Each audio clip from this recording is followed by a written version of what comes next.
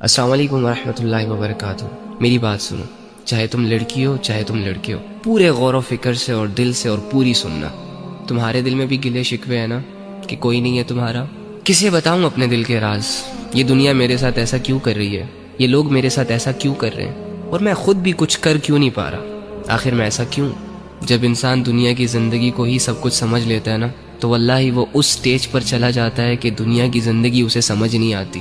Any how, تو ایک کام کر، آج رات جب سب سو جائے نا تو چھپکے سے اٹھنا، کسی کو کانوں کان خبر نہیں ہونی چاہیے، اور سب سے الگ تھلگ ہو کر جانماز پکڑ، بچھا اور اس پر کھڑا ہو جا، ہاتھ باندھ، آنکھیں بند کر، امیجن کر کہ تیرا رب تیرے سامنے کھڑا ہے، وہ رب جس کا تو بندہ ہے، اور اسے اپنا سب کچھ مان، اور یہ تصور کر کہ آج میں اپنے رب کو اپنی حالت دکھانے آیا ہوں، آج میں اپنے رب سے اس دنیا کی شکایتیں کرنے آیا ہوں، آج میں اپنے رب سے دل کے راز بیان کرنے آیا ہوں۔ 2 رکعت نفل نماز پڑھ، اور نماز پڑھنے کے بعد جھولی پھیلا دے، ہاتھ اٹھا دے، بچھا دے خود کو، اور دل کی گہرائیوں سے پکار اپنے اس رب کو جو تیرے دل کے حال کو جانتا ہے، جو تب بھی تیرے ساتھ تھا جب دنیا تیرے ساتھ نہیں تھی، جو تب بھی تیرے ساتھ تھا جب دنیا تجھے جانتی نہیں تھی، اور جو آج بھی تیرے ساتھ ہے۔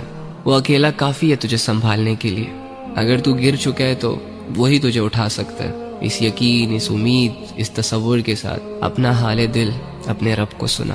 ایک آنسو کا قطرہ نکل آیا نا، یا تیری آنکھیں صرف نم ہو گئی، یا چلو اگر تمہیں صرف اتنا احساس ہو گیا کہ میں اللہ کے سامنے بیٹھا ہوں، میں اللہ ہی سے بات کر رہا ہوں، یقین کر کے اٹھنا کہ تیرا رب تجھ سے راضی ہے۔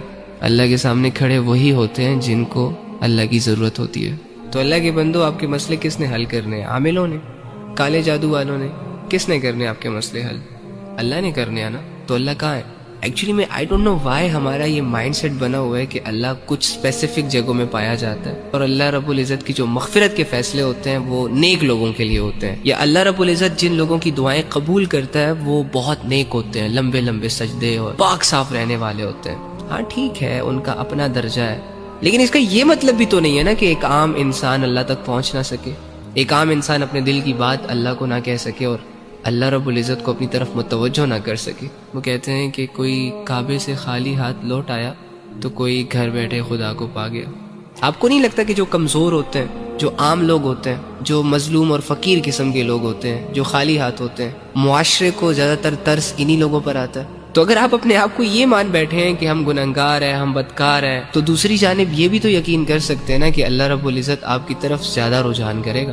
اللہ کے بندو، اللہ کہہ رہے میں تمہارے شارک کے بھی قریب ہوں۔ اس اللہ سے اپنے مسئلے حل کرواؤ جو اللہ ساری زبانوں کو سمجھتا ہے، جو اللہ دل کے حال کو جانتا ہے۔